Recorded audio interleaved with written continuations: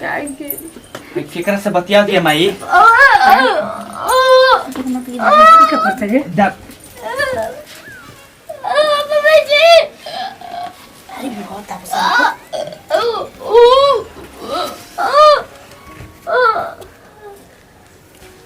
मर गई माई रुकिए देख रहे देखा था भाभी सांस नहीं के चलत जी और धक हम खुद जोर से दबाने को उठा जल्दी से बबुआ देखी अरे ले जा कहीं हो बढ़िया में हट ए जब के रोतरी रे कर रोतरी जब के रे हां हम वहीं लग रहा है इतना बढ़िया हमर नींद नहीं तुरवा दिहलो कभी पकड़ बरे के मोर बार करे हां कर रोतरी जब के मम्मी जी काहे हमरे साथ ऐसे काहे ना करो बताओ जब ना रहे त ना बियाह शादी करे के चाहिए का करना सब बियाह शादी ओ समय तो बड़े बड़े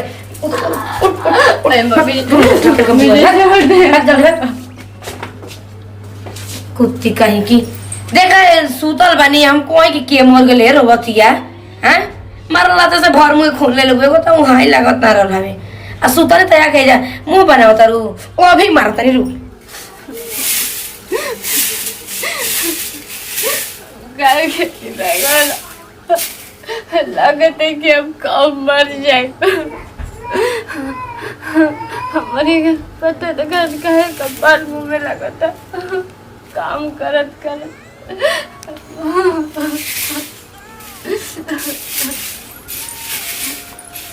का अभी झाड़ू ना लगल का हो तबे लाई झाड़ू लगावती ना झाड़ू लगल ना कुछ हऊ एगो तो गरीब घर से आई कुछ ले देखे ना आइलिया हमार बाप भाई ऐसा बना सके दिन रात मेहनत क के हमके टीवी या फ्रिज कूलर दे दिया ना सा आई भीख मांगिनिया के पानी पिए करल त जाके फ्रिज में से मन त छोटा फाड़ ले इतना सुतल नहीं तबे से रोवती है बैठ के ड्राणी जाए बैठती है ताए दुगो आंस गिरावती है मन तो खटक लता से मारिया की मर उठर जा जी काहे वैसे करत का हमर बाप भाई गरीब रहते ना दिल रहते हमरे के जिए ना मार छोटा उखाड़ के दर्द दिमाग सही हो रे जाए बैठती है अब तू धीरे धीरे काम का कर तड़ी रे जल्दी झाड़ू लगाओ जाके खाना बना के लेके आ जल्दी हम बैठल बन जितिया जब देखा तो इंगन झाड़ू लगाओ जला रे हेंगन लगाओ तनी बढ़िया से लगाओ फिर का एकदम से लगा कि बीमारियां भइल बड़ी ऊपर से नीचे ले 24 घंटा अच्छा जल्दी झाड़ू लगा के खाना लेके मेरे रूम में आ जाओ ठीक ना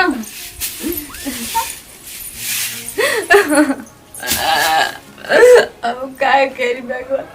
कितनो करत तेरी कि चलो दहेज नहीं खिले के आइल तो का बहु करी लेकिन फिर भी हमरा घर में कुछ नहीं की कुछ नहीं की भगवान एकदम मन उजा देती है जब देखा तो अब जहाँ बैठती है तहाँ रोगल करती है अरे को करी मर देते तो फोन को के हम बतिया लें वो बेचारा का रूम पे वही हाँ आकी डिप्टी वही हाँ हेलो का हो बाबू जी का होता हाँ हमनों को कुल ठीक है बाटे हाँ माई ठीक बाड़ी आपको के अब मेहरा आरू तो ऐसा आपको मिलल भी है जी कि जहे बैठती है तहे खाली बीमारियां लेखा रोगल करती है दिन रात आपके दूसर मेहरा ना मिलल का जी हाँ एक थरिया खा लेती है दिन रात पसरल रहती है आ जब देखो तब बाजल करती है लोला तो करे इतना चलता कि पूछी मती उतना तो हमारो ना चलत हो या मम्मी के उरब सुरब बोलल करती है हम के जबे ना तबे एगो काम करी नहीं आप उसे काम धंधा हो जी एकदम लकड़ी लेखा बिया हिलत हिलत चलती है आ हम तो कहता नहीं कि ओके छोड़ दें आ एगो हमर बहनिया भी है ना छोटकी देखले बानी शायद आप हाँ आ वैसे बियाह करा देता नी जी उनका दोनों बहन मिल के रहे के आ इतना वो मम्मी जी के बाजल करती है इतना बाजती है कि वो रोवत रहनी हमें पूछी मती आ हाँ आ सुगर बटलो बिया आ दान दहेज तो पूछी मत ई का लेके आइल बिया ई तो एगो लागत कि सड़िए पहन के चली आइल कुछ लिया के ना हाँ जी कुछ देबो ना करना शायद ना बाजती है कि पूछी मती आ हमारी बहनी से अगर शादी कर ले तो आपके 2 चकिया गाड़ियों मिली हाँ तोरा सब ना उ भीख मंगवा गाड़ी दिया स जैसे ना उ भीख मंगिन भी वैसे ना माई बाप बा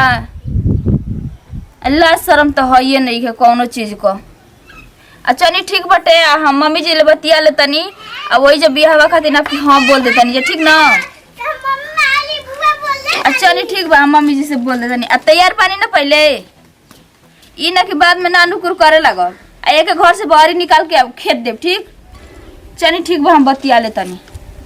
रखी। बताओ हमारे देवर जी मान गई हमें कितना बनी उनहु का मन टूट गइल बा आ कितना शौक लागे कि ये भाभी हमारे दोस्त गाड़ी चलाओ तना से 2 चकिया तो हमारो गाड़ी रही तो हम चलती ना। आ ई लेके आई इतना एक पावर बाटे कि एक बाप भाई दी हस आ जाए हमारे देवर का अब इच्छा पूरा हो जाए कि हमारी बहन से शादी कर ली हाँ तो अब 2 चकिया गाड़ी मिल जाई तो अब केहू कही इनका दोस्त गाड़ी चल से तो इहो चल हाँ। चलो मम्मी जी से हम बतिया लें। बाप रे बाप ई तो हमार लड़का बता दिल सन तो हम तो ओकरे सारा पढ़ती। बताव उ कहे ठेगो टूटनी कि हम 5 लाख रुपया देम आ 1 लाख रुपया ना दिल 50,000 खाली दिहल से तू आ बिया हो गल आ लगन से ऐठे। हाँ ठीके कहल कि भइल बिया हमर करबा का कहावत तो कहत रहली सबत तो सिंदूर डला गइल मांगी में आउ तब न हमार लड़का सुनलस ना डलल रही तो आ पहले बतिया सुन तो ना कल रही बियाह शादी। हाँ कितना हमार साथ लागल हे भगवान कि हम बैठ के आ कड़कड़ुआ नोटी कोड़ कोड़ बैठ के गिनी तो का गिनी वो अब सपना रही गइल। अरे ओकरी में कम में बेसी आदमी एतु कैलक। बताओ बड़की में तो भाई चल बन गइल है छोटा की के बताओ शौक सजौले रहनी हो आई देखो ऐसे ऐसे कर दी न मोल हमारे पेथू पर पानी फिर गल हे भगवान। आई जितना आस लगैले रहनी कि छोटे के में सब एथू सब पूरा कर का करी हम ना जननी के धोखा करिए से हे भगवान जी बताव हो। अरे हमारा तो इतना दिमाग सनकल बाटे न कि ओकरा के देखल नहीं खींचा तनी। अरे जितना भर ओढ़ाना रहला उतने भर गोड़ पसारल जाला का जरूरत रहे इतना लंबा लंबा बात फेंकला के फेंक दिया ना सा कोई ना सा कुछ आऊ ना कदला तो से कहीं भीख मांगा घरे बियाह शादी। हमार इतना बिल्डिंग रह के क्यों नहीं काम के हमार लड़का के सपना शौक पूरा ना भइल हमार ना पूरा भइल गोरिया होत का बोल बाजी मम्मी खांसी होता का आपको खांसी ना होई लगला मुंहू वाला बानी। अरे ना जी मम्मी जी आप उपाय हम लगावत तनी चुप 1 मिनट उपाय हम लगावत तनी आ उपाय ये लगावत तनी जिगने ना करम पेट रौलवा में। अच्छा हां हां हां देखल मुआ जार फूक देना मुआ देलन सब दहेज के कारण उहे काम आज करो आइले कोई टेंशन मत ले देखिए मक्का दिन काका लेके आइल बनी। अरे बात कहे के कौन सुनत नहीं। अरे कमरे दादा हम देवर जी से बतियौनी हुई झगड़ा इतना हमसे बाजत रही फुटर फुटर कर ओठ चलल करता सचत नहीं की बोलत नहीं की ना आपका कामे आई का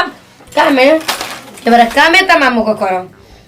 कहिए मती। सुनी ना हम देवर जी से बात कइनी हमी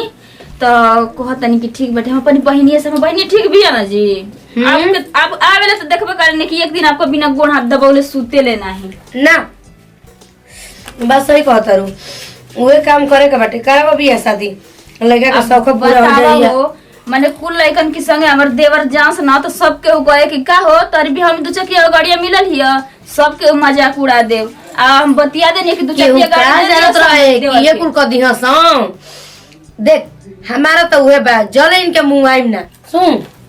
हमनी के प्लान त बनाने हन जा बोला बाबू आवा के बोलनी जी गाड़ी धोले बनी आज सुबह वाले तो ठीक बाटे हो रही में इनकर कांड क के इनके हटौते बानी। हां ऐसा नहीं उ अपन सोचतन से हम चढ़ा के बानी ई मत सोचो से हम चढ़ा के बानी कहले रहना सा वो ना दिहना सा ना गाड़िए दिहना सा एकदम लगता कि भीख मांगे हम सका ले रहा हम अब होने का बेटी से मिलान करवावतन चिंता मत कर चलती है एकदम बीमारी लेखा जहे पड़ती है तो है से गिरा देती है एकदम पतो ही नहीं खेल टिबिया बेमारा नियर मिल पूछन बुझाला के गिरगिट हो। अरे मम्मी जी पता ना का देख के आपके घर में ले आई गांव भर का आदमी थूकत बाटे बस करो अब ढेर एथु करबू दोकर से पहले हम ही मर जाई ओके मुआ ले तो आपको सियार आ गइल पानी लेके हाथ में दबावा हमारा बेचैनी ले बाटे तनी वही से तो खाता नहीं कि उनका खा चाट ले। चाट के मुंह आई। खाना निकाल तनी आया के पी लें ठीक ना टेंशन मत लिया अब तो बबुआ जी आवत तनी अब हमें तो पानी लिया के तो नहीं सोचो तर कि हमारे पास दिमाग आ बुद्धि बाटे हमारो पास बाटे आवत लड़का ना खूब सिखा पढ़ा के लड़का के आ पोट देतनी आ लड़का तो हमारे बात सुनी उनको थोड़े ना सुनी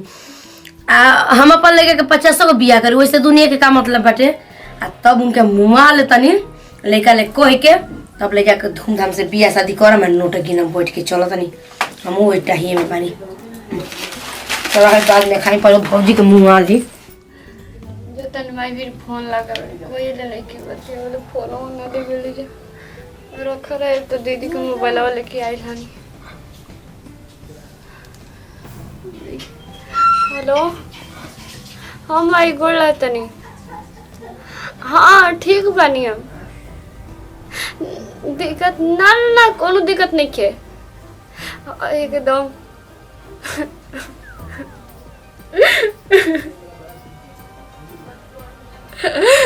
कितना तोरा से छिपाओ चाहिए ना भाई लेकिन तू दिल के बात हर एक चीज जान जालिस भाई हम जियल नहीं की चाहत मन करते कब मर जाए हमनी के गरीब के ऐसा घर में कबो जगह नहीं के हम दहेज नहीं की दिले यही के वजह से सब कोई गया अगल बगल सास ससुर ननद गोतनी सब हमके ताना मारेला और काम करवावेला मैं काम के हमके चिंता नहीं के लेकिन हमेशा हमके टुआ गेट भीख मांगवा बाबूजी के नंबर ले ले गाली गलौज करत रहे हम का करी माई तू ही बताव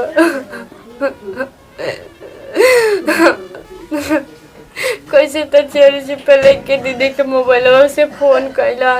यही से इतना दिन फोन ना करत रही मैं हम खुद परेशानी में बारी कुछ चाह के भी नहीं कर सकत वहाँ के बानी तो हमेशा हमके दुकारी ना कहे नहीं तर बाप कुछ नहीं के दिले हमार दोस्त लोग के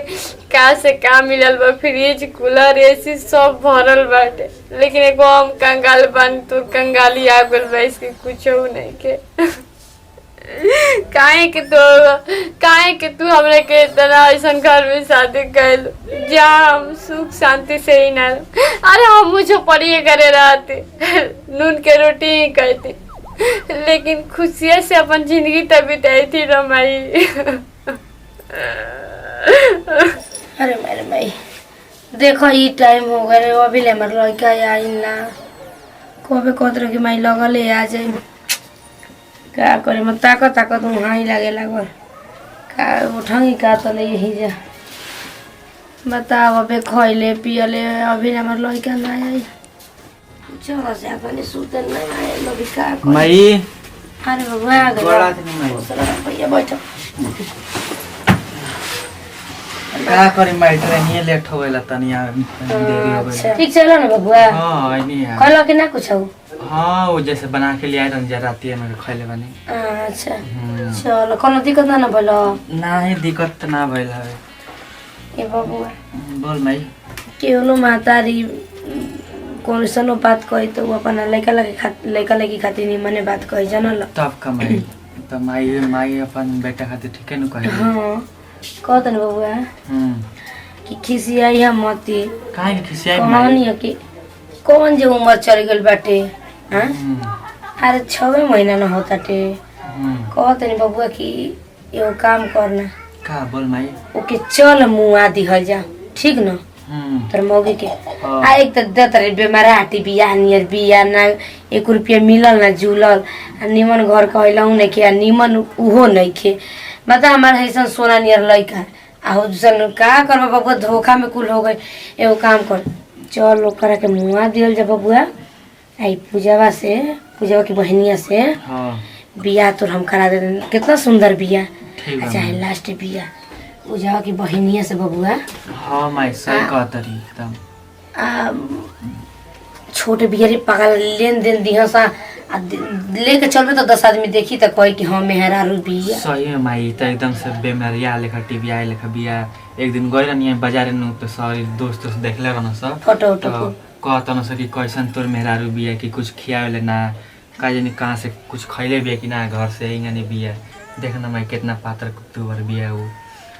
सही कहत रे माई। कहत रहली पूजा के बाबूले बात भइल उ तो कहल हन। हां बात बहुत कहल स। हां कहई तो कहते कि दूसर बिया कल तो तू का कहबो? कहनी कि चल ठीक बा भाई बढ़िया कहतरू। नार बाबू हम डेरा तो नहीं कि तू डांटे बोले लगे कि देखा हमारे के वही से कहने की रहा जाए हमारे लड़का के तबे वो काम कल जाए। ठीक कहत रे माई ऐसे मन चल बाबू मनु भी अगर बेटा अरे अब ठीक से रह हो अच्छा जे देखी उ कही हम ले चलता नहीं। हां चल देखल जा सुत गइल बे कि का करत ले बबुआ बेग ले चल देखल जा सुत गइल बिया त अपन छोट दने पट दने मुआ दियो जा चटपट कह के। ठीक है माई। अरे बाबूजी आप कब बनी है जी? कोला तनी भाभी आप खुश रही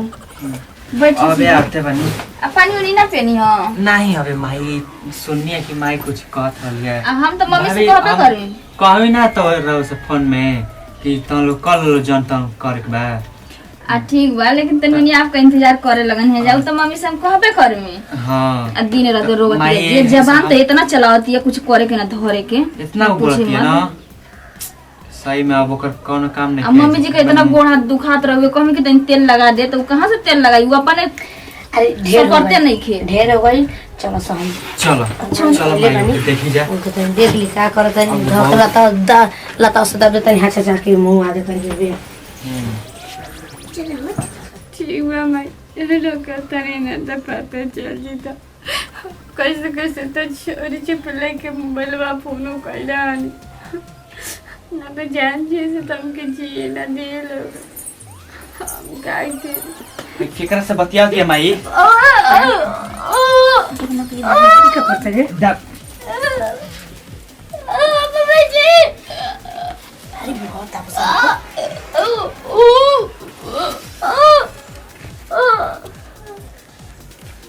मर गइल माई। रुकिए देख रे देखा था भाभी सांस से नहीं के चलत जी। और धक हम खुद जोर से दबाने को उठा जल्दी से बबुआ देखी अरे ले जाके हो गढ़िया में हट ले जाके फेंकिए माने ए माई ई तो मर गइल बिया बियाहवा जल्दी करा दिया हमार ठीक बा। नतिया पहिले कामवा करू माई बड़ा भारी बेटी बिया है तो मर गेला के बाद बबुआ देह पाला हो जाला जाना ले लेके जाई बियाहवा के चक्कर में बानी। अच्छा पता मत भी गेनो तो आवाज कोई तो ताके लग घेसा ढेर समय नेतु का दी इतना खुशी हो गई हमनी के घर में शांति हो गई। तब करे खूब आराम से रहो। हमार तो एकदम खून खोल जात रहल हवे। अच्छा नहीं बियाहवा के तैयारी करी जाऊ तो खत्म हो गई ना लेके गइल अपन एतु काम तमाम क दिहला नहीं अब ना तो बुतान दे तो का जानता रू। अच्छा जी अब दान धज का चिंता कर ले बनी जो हम तैयारी करत नहीं ठीक ना। चलो अब इसके बसुड़ी बजावल जा।